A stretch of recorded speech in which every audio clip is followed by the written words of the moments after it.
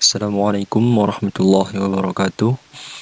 Pada kesempatan kali ini kita akan membahas chapter kedua mata kuliah Curmat, yakni buku referensi. Di chapter buku referensi ini saya membagi penjelasan menjadi 3 poin, yakni yang pertama penjelasan dari buku referensi itu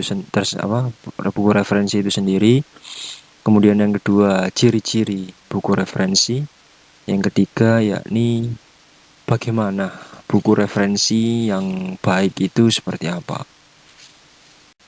Oke, kita masuk pada pengertian buku referensi. Apa yang dinamakan buku referensi? Merupakan buku yang dikeluarkan oleh Ristek Dikti.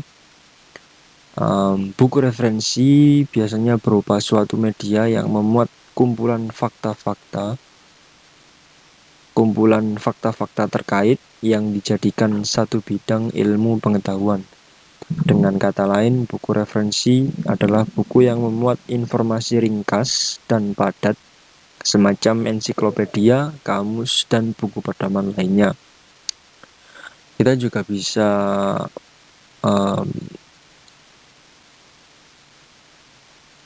menganggap bahwa buku referensi yakni suatu tulisan ilmiah dalam bentuk buku yang substansi pembahasannya fokus pada satu bidang keilmuan. Buku tersebut membahas topik yang cukup luas, cukup luas dalam membahas satu bidang keilmuan. Adapun urutan materi dan struktur buku disusun berdasarkan logika bidang ilmu.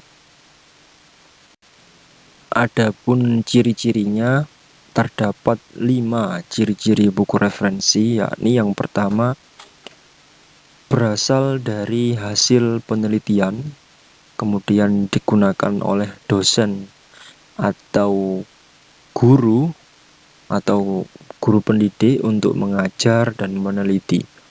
Kemudian bentuk gaya penyajiannya dengan bahasa formal sesuai dengan kaidah penulisan ilmiah. Yang keempat, isi substansi dalam buku hanya membahas satu bidang keilmuan saja. Kemudian yang terakhir, dapat digunakan sebagai referensi dan dapat ditulis dalam daftar referensi ilmiah. Bagaimana kriteria buku referensi yang baik? Ada 4 kriteria yang saya sebutkan di sini, yakni yang pertama, kelayakan materi atau isi. Isi buku yang baik sesuai dengan kompetensi inti dan kompetensi dasar. Kompetensi inti disusun oleh penulis agar tidak keluar dari pakem, ya. Samping itu, penulis juga perlu memperhatikan kompetensi dasar atau kompetensi dasar mata pelajaran demi menciptakan keselarasan dengan cabang ilmu yang akan ditulis. Kemudian yang kedua, kelayakan pengemasan. Yang dimaksud kelayakan pengemasan yakni kita hendaknya memberikan tampilan isi buku sesederhana mungkin agar isi mudah difahami. Dan juga kita juga perlu memperhatikan kualitas penjilitan atau kualitas pencetakan buku itu, ya. Meskipun hal ini terkesan remeh, cuman ternyata ada dampak atau pengaruh ketertarikan pembaca untuk menginginkan membaca buku tersebut. Kemudian yang ketiga, kelayakan penyampaian bahasa. Penggunaan bahasa sangat menentukan buku itu membosankan atau menyenangkan. Seringkali penggunaan bahasa yang tidak pas atau tidak sesuai dengan demografi dengan usia pembaca mempersulit pembaca memahami isi dari buku tersebut, ya. Kemudian yang terakhir yakni kelayakan kegrafikan. Yang dimaksud kelayakan kegrafikan yakni terkait